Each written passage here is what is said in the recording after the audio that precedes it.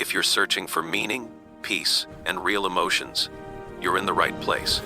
Welcome to ZZ Stories. It's okay, let's get you somewhere warm. I have to find it. It's the only thing I have left from before. Single dad saw a little girl searching trash on Christmas Eve. What he discovered about her story left him completely stunned. Nathan Hayes thought Christmas Eve would be just another lonely night at work, but when he spotted a small figure digging through garbage behind his apartment building, he made a decision that would change two lives forever. What started as a simple act of kindness revealed a heartbreaking truth that no child should ever face, and led through a transformation neither of them saw coming. Before we continue, tell us, where in the world are you tuning in from? We love seeing how far our stories travel. The bitter December wind cut through the night air like a knife. Nathan Hayes pulled his coat tighter as he stepped out of his apartment building, keys jingling in his hand. Christmas Eve, 11:47 p.m. Just another night. Just another shift at the security company where silence was his only companion. But as Nathan walked toward his car, something made him stop. A small figure near the dumpster, moving slowly, deliberately. Nathan squinted through the darkness, his breath forming clouds in the frigid air. At first he thought it might be a stray animal, but as his eyes adjusted, his heart nearly stopped. It was a child.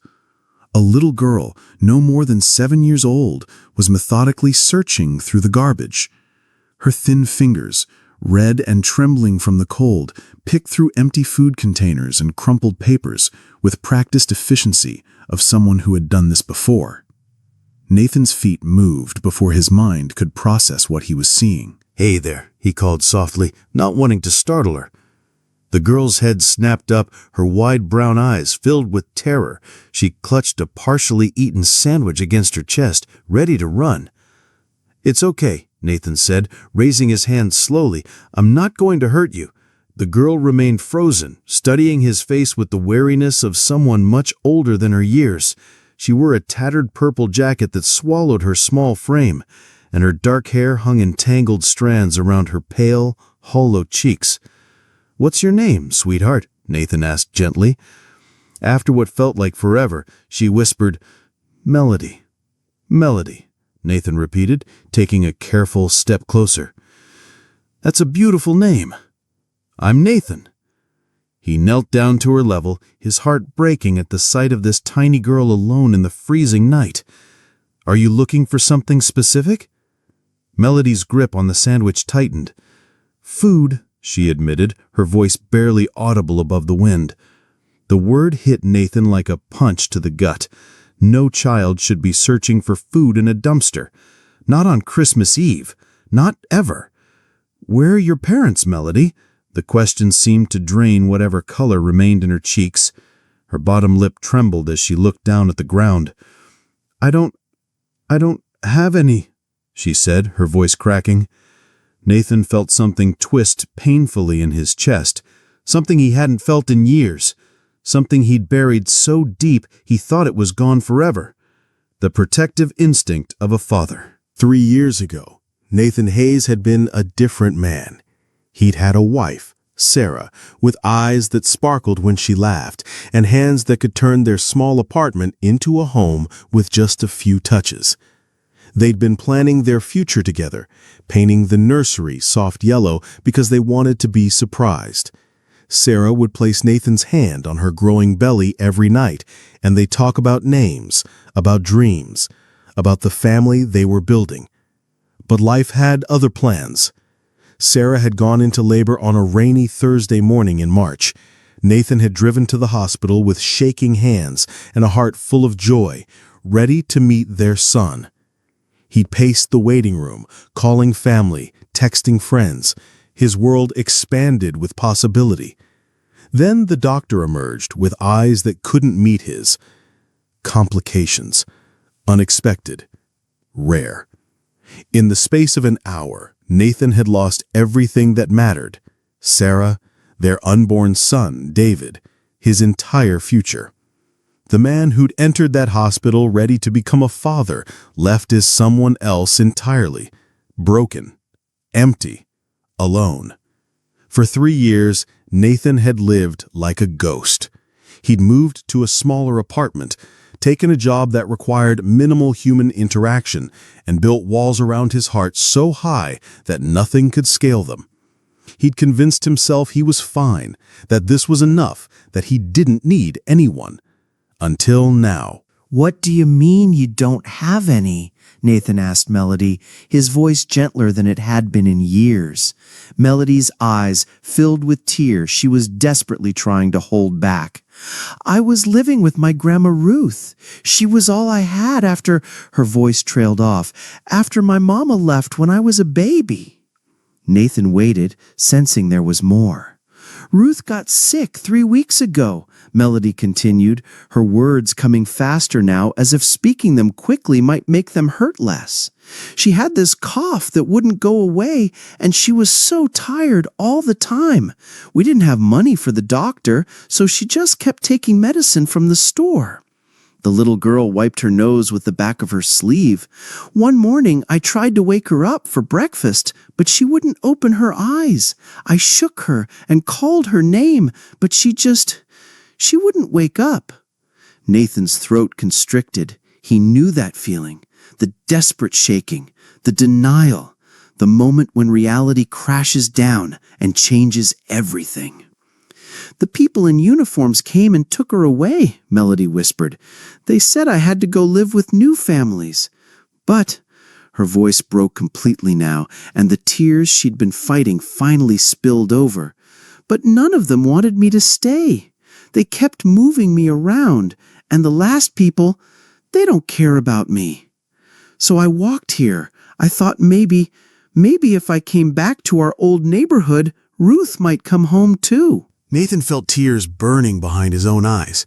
This child had been bounced around the system like she was nothing more than paperwork. Forgotten, abandoned, left to survive on scraps and hope. Just like he'd felt after Sarah died, except she was 7 years old.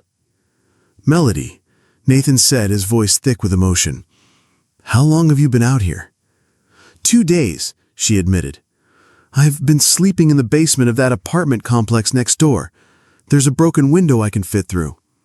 2 days. A 7-year-old child had been surviving on her own for 2 days in December weather. Nathan stood up slowly, his mind racing. He pulled out his phone and checked the time. 12:03 a.m., Christmas Day. "Melody, I want you to listen to me very carefully. You don't have to do this alone anymore." The girl looked up at him with confusion and a wariness that broke his heart. Adults had made promises to her before. They'd all been broken. "I know you don't know me," Nathan continued, "and I know you probably don't trust grown-ups very much right now. But I promise you this, I am not going anywhere." Something in his voice, maybe the raw honesty or the way his own pain reflected in his eyes, made Melody's shoulders relax just slightly. "How about we start by getting you somewhere warm and getting some real food in you?" Nathan asked. Melody hesitated, torn between desperation and the survival instinct that told her not to trust strangers. But the cold was seeping through her thin jacket, and the sandwich in her hands was moldy on one corner. She nodded. Nathan's apartment was modest but clean. He hadn't entertained guests in 3 years, and it showed. The space was functional but sterile. No pictures on the walls, no personal touches, nothing that spoke of the life he'd once imagined building. But as he watched Melody's eyes widen at the simple warmth of central heating, Nathan saw his home differently. Through the eyes of someone who had nothing, his nothing suddenly felt like something. "Let me run you a bath," Nathan said, heading toward the bathroom. "You must be frozen." As the tub filled with hot water, Nathan gathered some of his smaller clothes for Melody to wear. A t-shirt that would be like a dress on her, clean socks, sweatpants with a drawstring that could be tightened. While Melody soaked in the warm water, probably the first bath she had had in days, Nathan heated up leftover soup and made grilled cheese sandwiches. Simple food, but warm and filling. When Melody emerged from the bathroom, swimming in Nathan's clothes, Her hair clean and her cheeks pink from the hot water, she looked like a completely different child. Still thin, still wary, but human again. She ate quietly, carefully, as if she was afraid the food might disappear. Nathan watched her methodical bites and realized she was trying to make it last. "There's more," he said gently. "You can have as much as you want." Melody's eyes filled with tears again. "Really? Really?" As she ate, Nathan's mind was working. He couldn't just let her go back to the system that had failed her so completely, but he also couldn't just keep her without going through proper channels. He thought about Sarah, about the nursery they had painted, about the dreams they had had of caring for a child. Maybe this was why he'd survived when she hadn't. Maybe this was his second chance at the family that he'd lost. That night, as Melody slept fitfully on Nathan's couch, he made phone calls. He contacted the Department of Children and Family Services, explained the situation, and requested information about emergency guardianship procedures. He called his supervisor to request time off. He reached out to Mitchell, a lawyer friend from his past life, despite the late hour. Mitchell answered on the third ring, his voice groggy with sleep. "Nathan, is everything okay? It's Christmas morning, man." "Mitch, I need your help," Nathan said, and for the first time in 3 years, he meant it. As Nathan explained the situation, he watched Melody toss and turn on the couch. Even in sleep, she couldn't find peace. Her small face was creased with worry. Her hands clutched the blanket like a lifeline. "This is gonna be complicated," Mitchell warned. "The system doesn't like it when people just show up wanting to adopt. There are procedures, background checks, home studies." "I don't care how complicated it is," Nathan said, his voice firm with a determination he hadn't felt since Sarah died. "This little girl has been failed by everyone who was supposed to protect her. I won't be another person who walks away." There was silence on the other end of the line. "Nathan, are you sure about this? I mean, it's been 3 years since Sarah and the baby, and you've been pretty isolated. Taking care of a traumatized child is going to be—" "I know what it's going to be," Nathan interrupted, "and I know I'm not the same person I was before. But maybe that's exactly why I can help her. We both know what it's like to lose everything. We both know what it's like to be alone." When Nathan hung up the phone, he found Melody standing in the doorway, tears streaming down her face. "You're still here," she whispered, as if she couldn't quite believe it. "Of course I'm still here," Nathan said, kneeling down to her level. "I told you I wasn't going anywhere." "But in the morning," she started, "in the morning, we're going to figure out how to make this work. You're not going back to sleeping in basements or searching through garbage. Not while I'm here." Melody threw her arms around Nathan's neck, and he felt something crack open in his chest. Something that had been frozen solid for 3 years suddenly began to thaw. The next few weeks passed in a blur of paperwork, court hearings, and bureaucratic red tape. Nathan threw himself into the process with the same intensity he'd once reserved for avoiding life altogether. He attended every meeting, filled out every form, and submitted to every background check and psychological evaluation the system required. He took parenting classes and attended therapy sessions designed to assess his readiness to care for a child. Throughout it all, Melody remained in his care under emergency placement status. Nathan watched her begin to relax, to trust that he wouldn't disappear like everyone else had. But healing wasn't linear. Some nights, Melody would wake up screaming from nightmares, reliving the morning she'd found Ruth unresponsive. Nathan would sit with her until the terror passed, holding her small hand and reminding her that she was safe. Other times, she would hoard food in her room, terrified that it would be taken away. Nathan would gently redistribute it to the kitchen, explaining again and again that there would always be more. There were moments when she would shut down completely, retreating into herself, as if preparing for Nathan to abandon her too. During those times, Nathan would simply stay present, continuing their routines, showing her through actions rather than words that he was committed to staying. Nathan learned things he never thought he'd need to know: how to braid hair, how to help with homework, how to navigate a 7-year-old's complex emotions while processing his own grief and fear.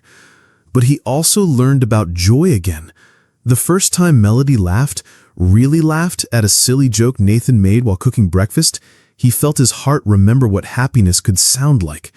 When she brought home her first A+ in math, her face glowing with pride as she showed him the paper, Nathan understood what it meant to be proud of someone else's accomplishments. The day she started calling him Dad instead of Nathan, quietly and tentatively as if testing the word, Nathan had to excuse himself to the bathroom to cry tears of gratitude and overwhelming love. "Have you ever felt like you were meant to meet someone?" Nathan asked during one of his therapy sessions, 6 months after finding Melody. Dr. Richards, the counselor assigned to evaluate Nathan's fitness as a parent, looked up from her notes. "What makes you feel that way?" Nathan considered the question. "Before I found Melody, I was just existing, going through the motions.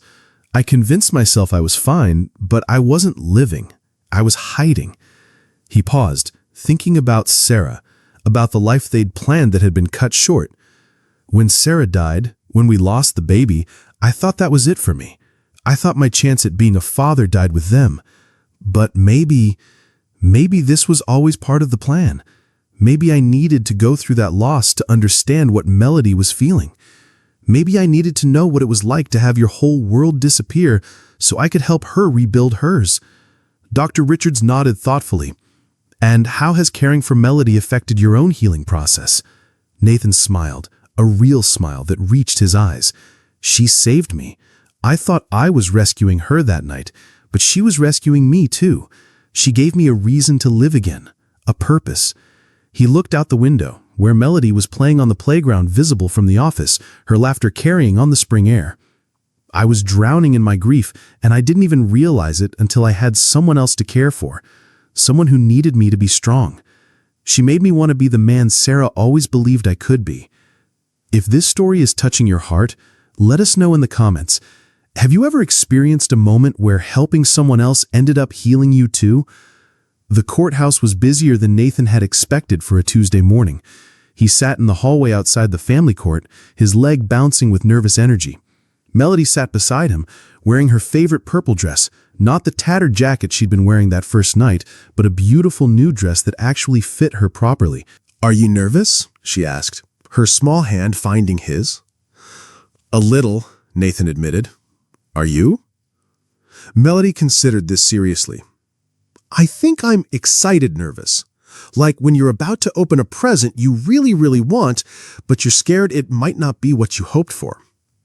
Nathan squeezed her hand. "What are you hoping for?" "For you to be my real dad forever, not just until someone decides I have to go somewhere else." Nathan's throat tightened. "That's what I'm hoping for too." When their case was called, Nathan and Melody walked into the courtroom hand in hand. Mitchell was there, along with the social worker who had been overseeing Melody's case and the guardian ad litem appointed to represent Melody's interests. Judge Patricia Hernandez looked over the paperwork spread across her desk. She'd been a family court judge for 15 years, and she'd seen every kind of situation imaginable. But there was something about this case that had stayed with her since the first hearing.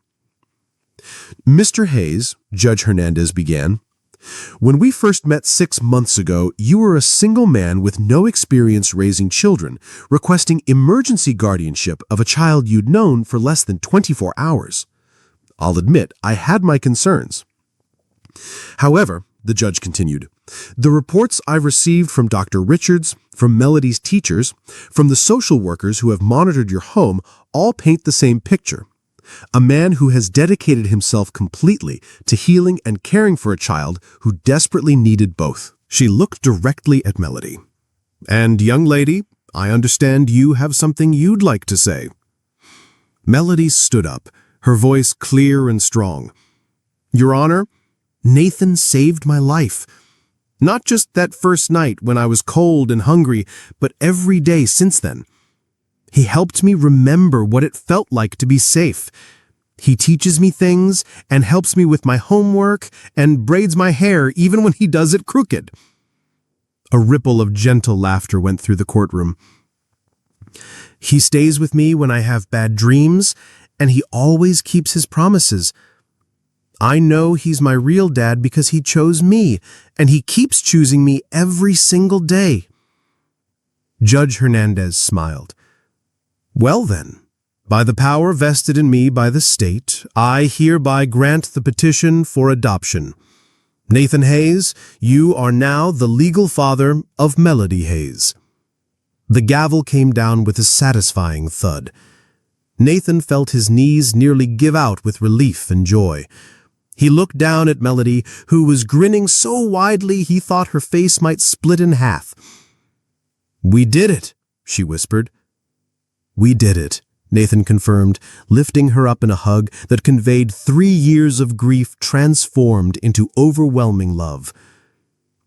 That evening, as they celebrated with takeout Chinese food in their living room, their tradition for special occasions, Melody presented Nathan with something she'd been working on in art therapy. It was a drawing of 2 people holding hands in front of a house, with the words, "My family," written in careful letters across the top. "This is us," she said, suddenly shy. "Is that okay?" Nathan felt tears spring to his eyes as he knelt down to her level. "It's more than okay, sweetheart. It's perfect." He looked at the drawing more closely. The house had yellow curtains in the windows, just like the ones they'd picked out together for their new home. The garden had flowers that Melody had insisted they plant, and the 2 figures were smiling, their hands intertwined. "Can I tell you something?" Nathan said, hanging the picture on the refrigerator in the place of honor. "What?" "I used to think that families were only the people you were born with. But you taught me that the best families are the ones we choose, the ones we build with love and patience and commitment." Melody climbed into his lap, something she'd started doing when she needed comfort or wanted to share something important. "Nathan," she said softly. "Yes, honey?" "Thank you for not walking away that night." Nathan kissed the top of her head, breathing in the scent of her strawberry shampoo. "Thank you for letting me stay." As he tucked Melody into bed that night, Nathan reflected on the journey that had brought them to this moment. The scared, hungry child who had been searching through garbage for survival had become the light of his life, and the broken man who had been hiding from the world had found his purpose in loving and protecting her. Sometimes healing comes in the form we least expect.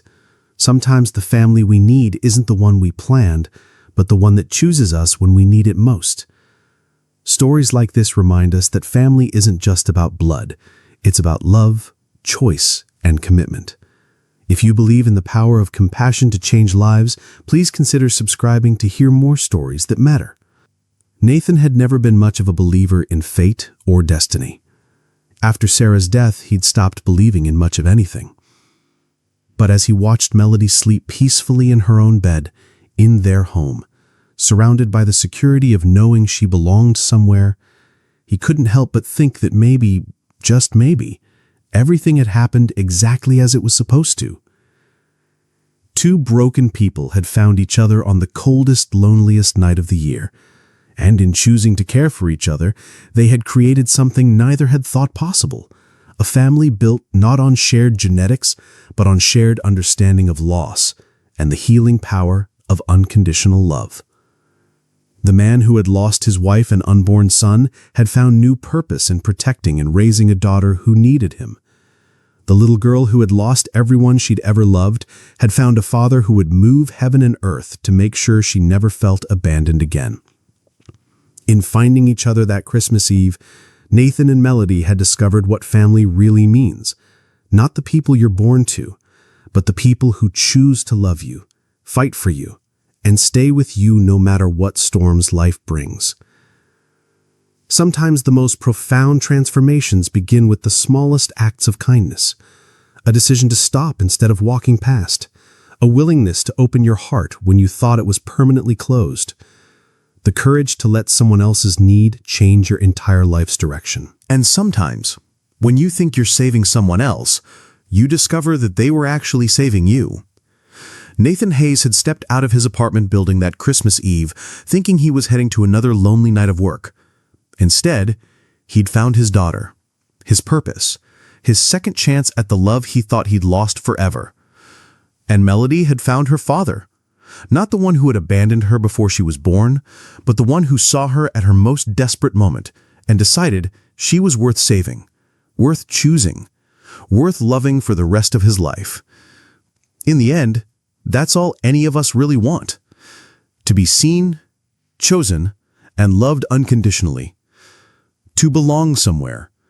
To matter to someone. To know that if we disappeared tomorrow, there would be someone who would search for us, who would fight for us, who would never give up on us. Nathan and Melody had given that gift to each other, and in doing so, they had created something beautiful from something broken. They had built a family from the ashes of loss and the foundation of love. That's the stunning truth that left Nathan speechless that Christmas Eve. Sometimes the family you need most is the one you never saw coming. Sometimes love finds you in the most unexpected places, wearing the most unexpected face, at the moment when you least expect it, but need it most. And sometimes, the best Christmas gift isn't wrapped in paper and tied with a bow. Sometimes, it's wrapped in a tattered purple jacket, searching through garbage for hope, waiting for someone to see them as worth saving. Nathan saw. He chose. He stayed. And that made all the difference. Friends, if this story touched your heart the way it touched mine, if it reminded you of the power we all have to change someone's life with a simple act of kindness, please don't just watch and walk away. Hit that subscribe button and join our Everbill Stories family.